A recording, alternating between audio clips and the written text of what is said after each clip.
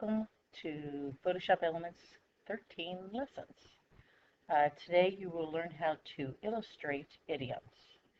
An idiom is an English term, and as you can see on the right, Merriam-Webster defines an idiom as an expression that cannot be understood from the meanings of its separate words, but that has a separate meaning of its own.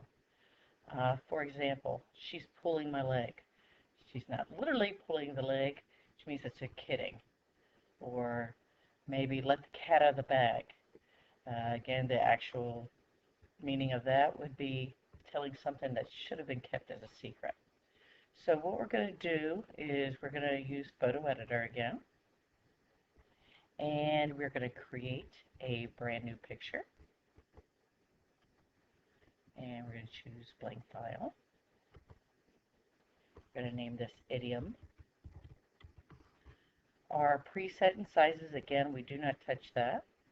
But we're going to keep our width and our height at 7 inches. Again, please make sure that it does not say pixels. We deal with inches. Resolution 300. The higher the resolution, better. I sometimes, when I create brand new pictures for myself, I will sometimes go as high as 450, but not higher than that. Our color mode will be RGB color, and the background content's white. Okay, so for today we are going to illustrate the idiom on cloud 9. Now, first thing I want to do is I want to choose a blue background. Notice that I can change the different variations of the color blue, like that one. And I'm going to fill this background. So I'm going to go to Edit, Fill Layer. Now remember, at any time as you are going through these lessons, you can stop the video, pause it. Once you've done the task, you can hit play again to continue. Right here with the Fill Layer, it is a foreground color, so I'm going to go ahead and hit OK.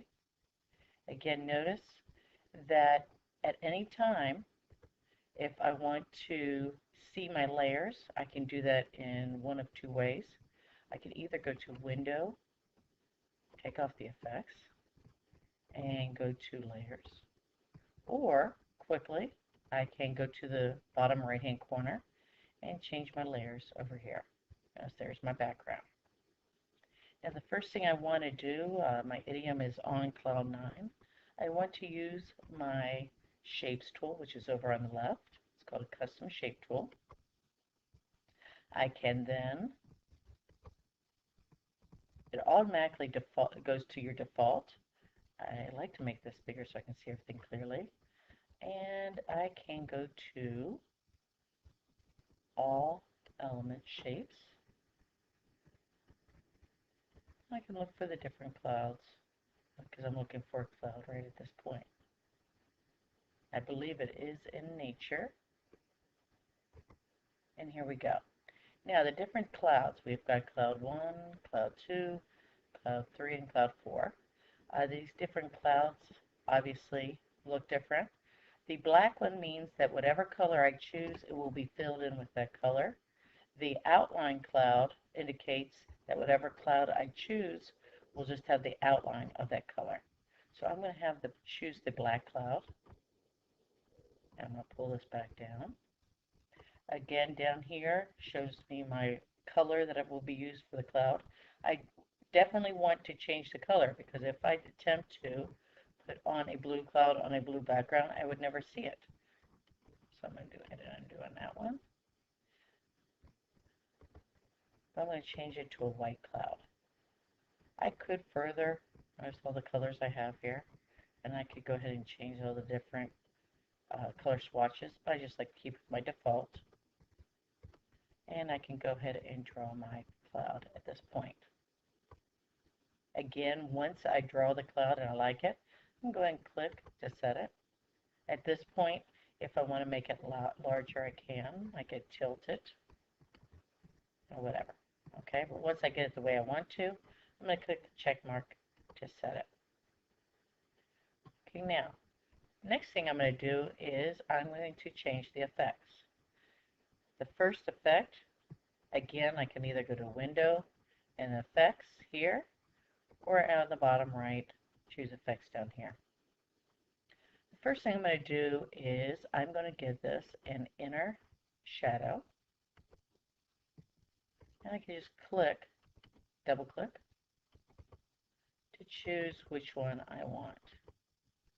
The only thing is I don't want to add gray cloud, so I definitely will not choose that one. I like this first one here. Gives it almost a 3D looking effect. The next thing I'm going to do is I am going to give it a drop shadow.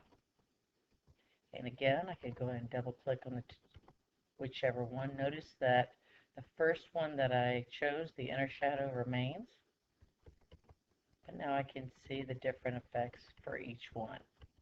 I think I like this one up here. The next thing I'm going to do is use my text tool, and that is over here on the left. And I can change whatever font style I like. Notice that on the right, it does show all the different font styles. Okay, so I'm just going to pick a nice bold one. Here's Arial Black. And I'm going to click right here in the middle. Now I am going to make this a different color, so maybe I'll do a green.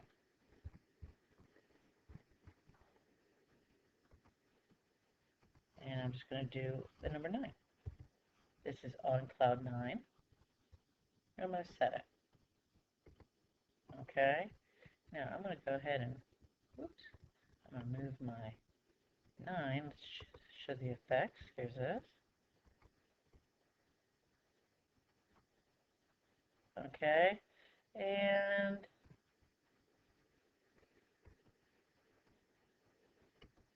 now I can go ahead and change some effects on this one. Okay, there we go. If I wanted to make the 9 a little bit larger, there we go, I can do that. Okay, so on cloud 9, so once the idiom is illustrated, I am now going to click up top. Again, if I wanted to change the font again, I certainly could.